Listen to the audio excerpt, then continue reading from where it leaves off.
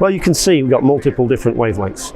So the active Raman material, well, there's a Raman effect which changes with laser wavelength. You've got to take into account the fluorescence of your sample, which changes with wavelength, and you've got to take the sensitivity, which changes with wavelength. So having each of those options here is really important in that regard.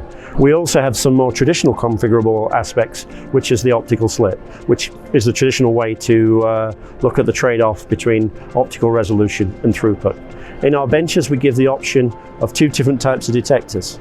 So whether you want a good enough detector, very good for mid-level and strong emitters, cost effective, again, if we think about that strategy of providing point of use, we offer that detector, and we also offer the higher end, higher cooled cameras, such if you've got weak signals, low light levels, thinking about limits of detection, if you're trying to find things in healthcare, being able to see it earlier in lower light levels, we've got that option in the detector as well.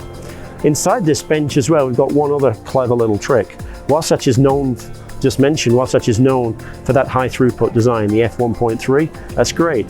But some applications require higher resolution, but still want a good throughput. And we have the ability to configure the optics to take the f1.8 design. So whether you want high throughput or optimized for resolution, we've got that in there. And then the final aspect of that, I would guess, is how you interface with the sample and what choice of laser. So we offer the user the ability to use their own laser or to have the laser integrated into our system, controlled fully through our software. The other aspect we do is how we then interface with the sample, because how you do that is the most important thing.